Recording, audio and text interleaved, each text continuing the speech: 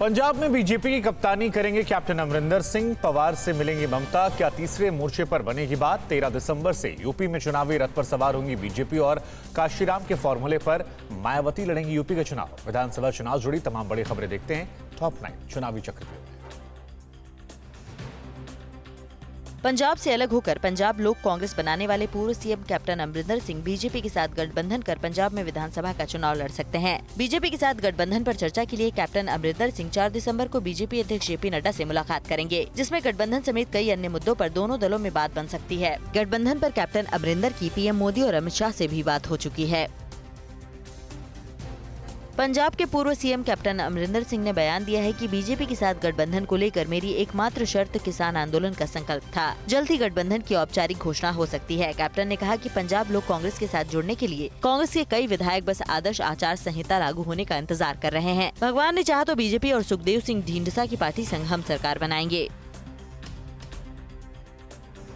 पश्चिम बंगाल से बाहर निकलकर मिशन 2024 के तहत लोकसभा चुनाव की तैयारियों में जुटी सीएम ममता बनर्जी ने कल मुंबई में संजय राउत और आदित्य ठाकरे से मुलाकात की। ममता बनर्जी ने शिवसेना नेता संजय राउत के साथ तीसरा मोर्चा समेत कई सियासी मुद्दों पर बात की। आदित्य ने ममता बनर्जी से हुई मुलाकात को सकारात्मक बताया। ममता की शिवसेना नेताओं के साथ हुई मुलाकात से कांग्रेस बेहद नाराज है।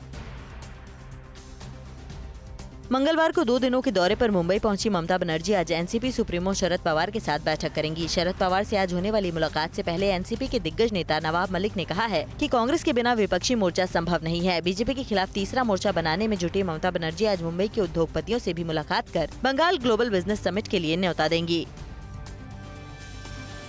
समाजवादी पार्टी के मुखिया अखिलेश यादव के विजय रथ यात्रा को जवाब देने के लिए बीजेपी उत्तर प्रदेश में 6 चुनावी रथ यात्रा निकालेगी। 13 दिसंबर से निकलने वाली बीजेपी की रथ यात्रा अवध, काशी, गोरखपुर, मथुरा, पश्चिमी यूपी और बुंदेलखंड से होकर गुजरेगी। यूपी के सियासी संग्राम में बीजेपी ने चुनावी रथ यात्रा के जरिए जनता के बीच जाकर केंद्र की मोदी और यूपी की योगी सरकार की उपलब्धियों को बताने का फैसला किया है।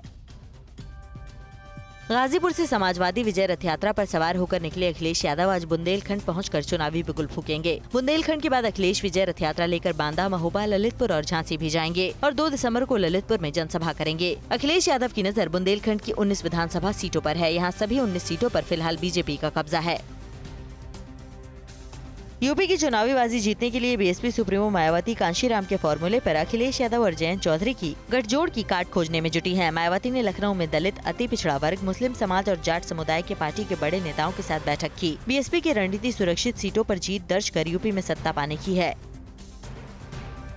बीजेपी के बागियों के साथ गठबंधन बनाकर सियासी मैदान में उतरे अखिलेश यादव को यूपी चुनाव से पहले भीम आर्मी के चीफ चंद्रशेखर का भी साथ मिल सकता है। भीम आर्मी के मुखिया चंद्रशेखर ने कहा है कि 2022 यूपी विधानसभा चुनाव को लेकर अखिलेश यादव के संग बातचीत जारी है। TV9 भारतवर्ष से खास बातचीत में चंद्रशेखर ने कहा कि 3 दिसंबर तक गठबंधन को लेकर बात फाइनल हो जाएगी।